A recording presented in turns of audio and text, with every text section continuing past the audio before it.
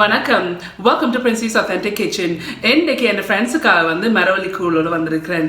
இந்த மரவள்ளி கூழ் எப்படி செய்யறேன்னு சொல்லி உங்களுக்கு ஸ்டெப் பை ஸ்டெப் காட்டித்தாரேன்.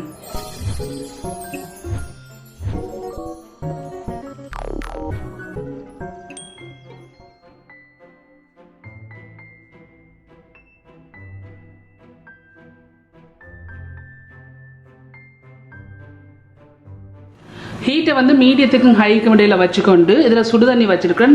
400 ml சுடுதண்ணி இருக்குது. இப்போ இது கொஞ்சம் கொதிச்சோண்டு வருது. இதில் 300 கிராம் மரவள்ளி கிழங்கு எடுத்து இப்படி சின்ன சின்ன வெட்டி இருக்கேன். இப்போ இதை போட்டு இதை நல்லா அவிய விடுவோம். நீங்கள் இதை உப்பு போட்டு அவிக்கலாம். ஆனால் சில கிழங்குகள் உப்பு போட்டிங்கன்னா அவிப்படாது. ஸோ இது கொஞ்சம் அவிஞ்ச பிறகு நாங்கள் உப்பு கொஞ்சம் சேர்ப்போம். இப்போ ஒரு 6 நிமிஷம் தான் அவிஞ்சிருக்கு. பட் நல்லா அவியணும், ஏன்னா மசிக்கணும். ஸோ நல்லா அவிய விடுவோம்.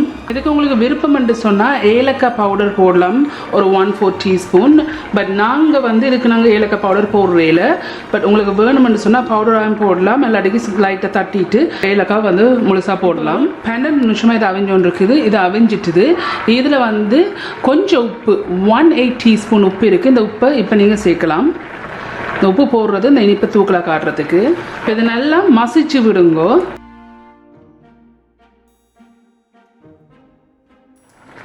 ஸோ இதுக்கு நிறைய பேர் சொல்லுவாங்க. இதில் மரவள்ளி கூழண்டுவாங்க, மரவள்ளி கஞ்சி எண்ணுவாங்க, மரவள்ளி பால் கஞ்சி என்று சொல்லுவாங்க.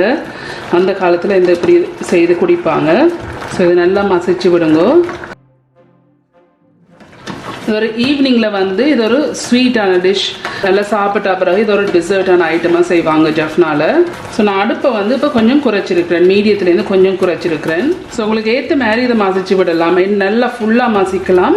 பட் எனக்கு இதில் பீசஸாக விருப்பம். உங்களுக்கு வேணும்னு சொன்னால் நீங்கள் இதை ஃபுல்லாக மசிச்சு விடலாம். நான் இப்போ இதை மசிச்சது எனக்கு காணும். ஸோ இப்போ இதுக்கு இதில் முதலாம் பால் 120 ml முதலாம் பால் இருக்குது. இப்போ இதே இதில் விடுங்க.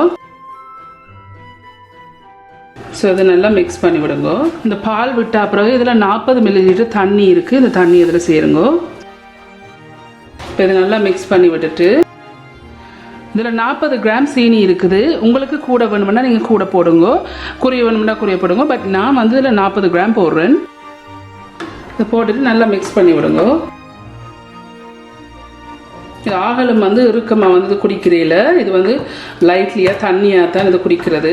இன்னொரு 5 நிமிஷம் மீடியத்துக்கு கொஞ்சம் குறைச்சி வச்சுருக்கேன். இதை கொதிக்க விடுவோம். இது இப்போ 5 நிமிஷம் ஆகிட்டு நான் இப்போ அடுப்பை நிப்பாட்டிட்டேன்.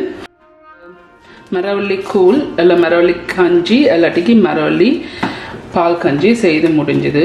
ஓகே ஃப்ரெண்ட்ஸ், இதுதான் இந்த மரவள்ளி கிழங்குல செய்கிற கூழ். சிலாக்கள் கஞ்சி என்று சொல்லுவாங்க, சிலாக்கள் இது மரவள்ளி கிழங்கு பால் கஞ்சி என்று சொல்லுவாங்க. ஸோ இப்போ இது செய்து முடிஞ்சுது.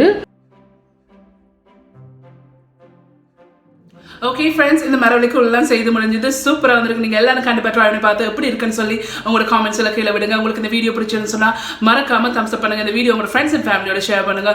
உங்களுக்கு இந்த சேனல் இன்ட்ரெஸ்டிங்காக பிடிச்சிருந்தேன்னு சொன்னால் சப்ஸ்கிரைப் பட்டன் அமைத்தி அதுக்கு பக்கத்தில் பெல் ஐக்கான் அமைத்தினா தான் நான் அப்லோட் பண்ணுற வீடியோஸ் எல்லாம் உங்களுக்கு நோட்டிஃபிகேஷன்ஸ் வரும். மீண்டும் என்னோட இன்ட்ரெஸ்ட் கண்டிஷன் சந்திக்கும் வரையும் நன்றி, வணக்கம்.